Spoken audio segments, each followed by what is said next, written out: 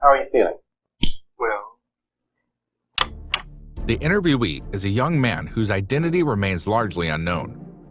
From this video released in 1961 by the Department of Psychiatry of the University of California, LA, all we can assume is that he is a patient at a psychiatric hospital under the alias Patient 18.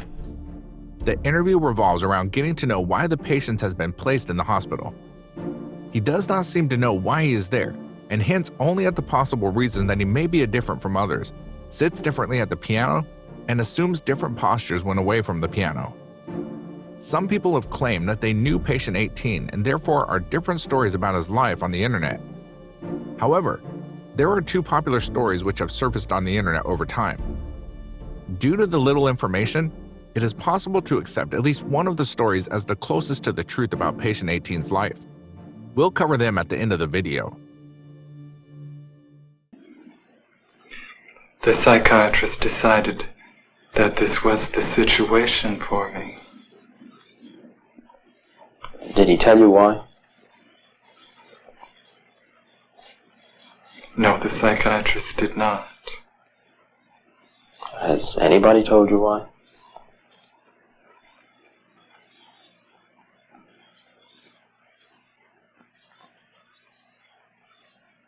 No. Have you any idea why?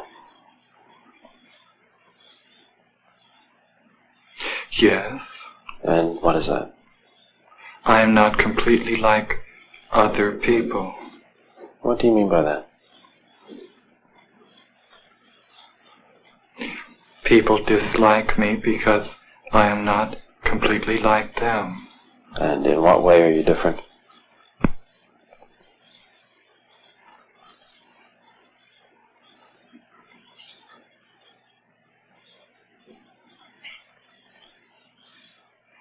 I am trying to do with my life something which few people try to do.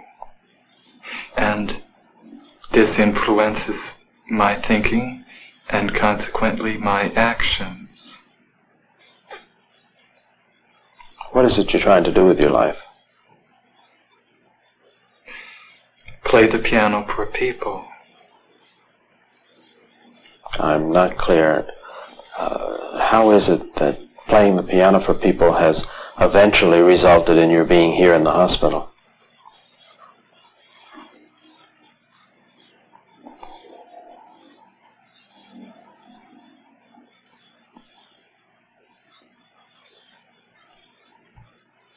I sit differently when I play the piano, and when I'm away from the piano I occasionally look differently from other people, and this has caused dislike from people.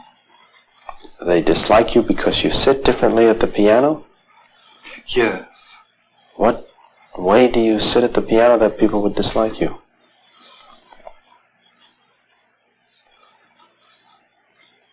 I cannot describe an illustration of how I sit. And I can't imagine it, that it would make people angry at you or at least dislike you. How do you know they dislike you?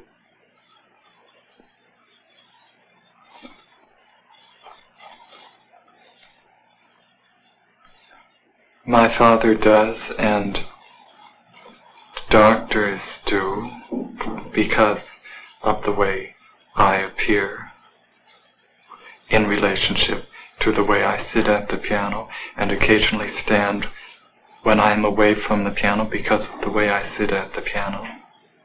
How do you stand when you're away from the piano that they dislike you?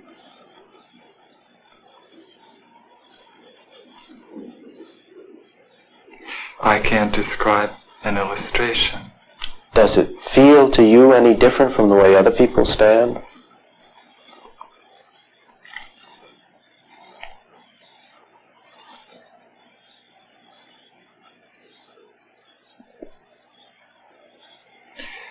Yes, it feels different.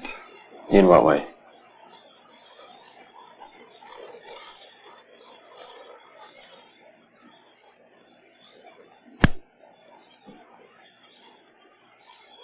This is becoming too involved to describe.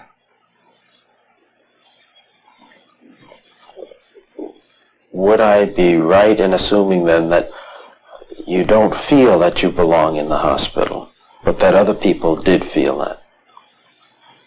As soon as I express the belief that I do not belong in this hospital, which is a mental hospital, then those who dislike me want to find a worse place for me. I'm not sure I understand. Could you make that clearer for me?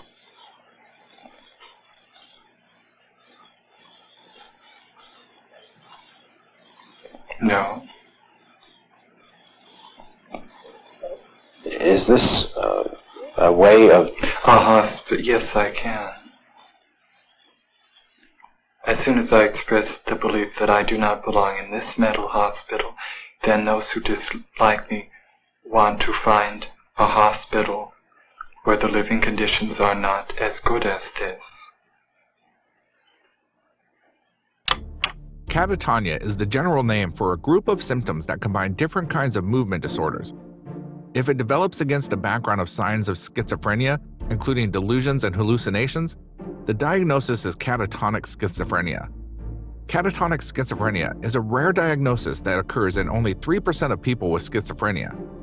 As a rule, it can be caused by serious stress, a number of other diseases, or head injury. Symptoms of catatonic schizophrenia include alternating stupor and agitation. These are the main symptoms and can take many forms. Symptoms appear gradually, and the patient has moderate speech and motor excitement. The person is conscious, but their actions can be unpredictable or subdued. Patient 18's speech pattern and posture are not normal.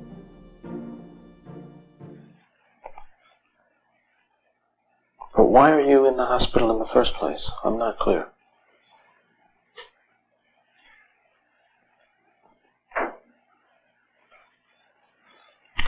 Because I'm working to do something in my life which most people do not do. This influences my thinking and occasionally my actions, and a psychiatrist has noticed this. What has he noticed? Likes the actions and the thinking, and has decided that I should be here to change them. What actions?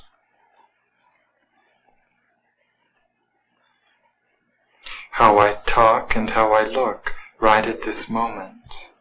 And how would you describe the way you're talking and looking right at this moment? As other people talk, and at this moment, however, I've been told that it is not the way other people talk and look. Have you any idea in what way it's not like others? No, because I believe it is as other people talk.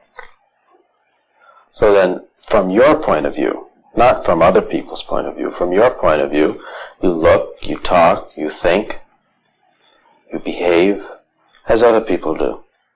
You're very interested in learning to play the piano. You sit at the piano a little differently from the way someone else might, and you stand somewhat differently. Occasionally I stand differently. Now that, in itself, doesn't seem on the surface to be sufficient reason for being in a hospital. So what other reasons have been given to you, or what other reasons do you understand are the causes of your being here?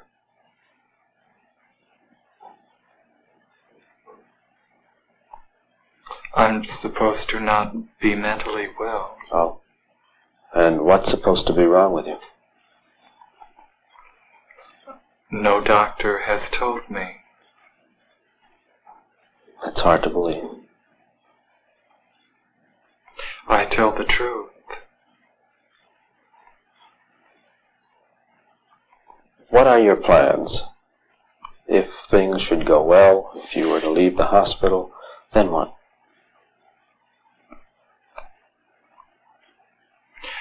I need financial help from my father to prepare me for obtaining a job as a piano instructor at a university where I will be able to teach people how to play the piano and also play the piano for people. Have you had the training yet to permit you to be an instructor? No, I have not. Have you tried? I don't understand what you mean by... Have you tried to get the instruction? Yes, I have tried. What's happened? I have not had the correct environment for the instruction, nor the correct financial help for the instruction, nor the correct instruction. Have you been accepted for such instruction? By some teachers, yes. And by others, no? Yes. Mm-hmm. Again, it has been about half and half. Have you started any such instruction with those who did approve of it?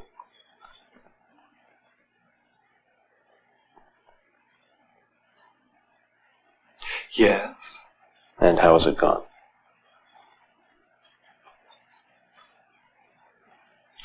With some it has gone well, with some it has not gone well.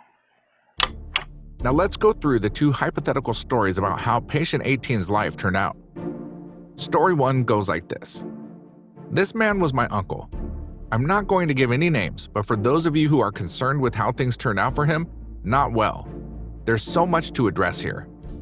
First, let me say that he was being treated in this video with meds. Without the medication, his mood ranged from complete delusion to catatonic.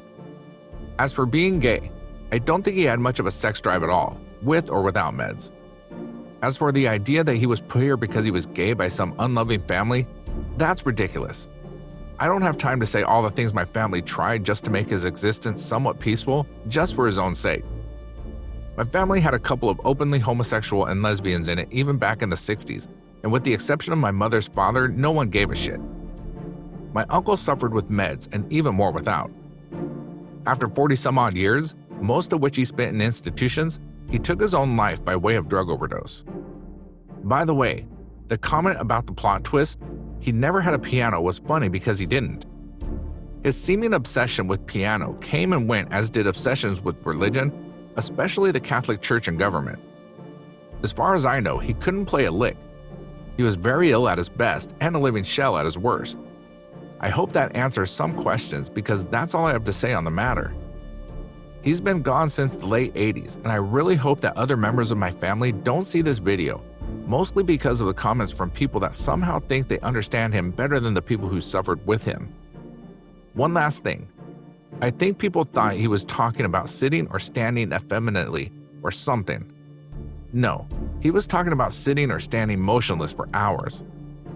Usually not even his facial expression would change, but when it did, it was usually related to something in his mind only. I really can't begin to tell you all how heartbreaking the whole thing was.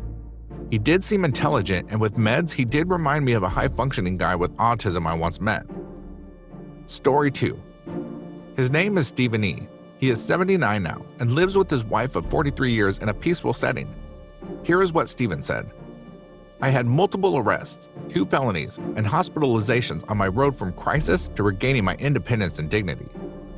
If I hadn't had a social worker, if I hadn't had a doctor, if I hadn't had medications, I would be homeless. I'd be in jail or I'd be dead. But I'm well. This is what happens when you have the services, have a solution, and medication does help me. Have someone to lead you to the place you need to be in order to move forward with your life. For me, it was my dad. Around 1969 or 70, I don't remember, I had a psychotic break, and my dad got tired of fighting with me. I ended up walking down the street naked at night. A police officer who was crisis intervention trained picked me up. He treated me with respect. I said, "Don't handcuff me, I haven't broken the law." He says, "Okay." He says, "What kind of music do you like?" And I said, "Rock and roll." And he turns the radio dial until he picks up the Beatles, Let It Be. I'll never forget that. I remember saying, "This is better than a taxi ride." And then I got a social worker who led me to a good psychiatrist who prescribed meds. Then I became well. I have a lovely wife, kids and grandkids, and 1 great-grandkid. I pay taxes. I have friends. I graduated with a master's in social working. I served as a member of the Intergovernmental Serious Mentally Ill and Serious Emotional Disorder Committee, ISMICC, which consists of 14 non-federal employees who are tasked with reporting annually to Congress about the state of mental health care in the nation. I'm well. Neither of these stories is verified, so it remains anyone's guess who was or what happened to patient 18. One thing to mention is that his behavior throughout the video is quite bizarre. He seems sedated. He delays his responses and uses a monotone voice throughout the interview, almost as if he's sedated. Some people think that the interview was scripted and patient 18 is just an actor hired by the School of Medicine to help make a video that will be used by students to diagnose cases. Until his details have been released by the Department of Psychiatry, University of California, his case will remain a mystery.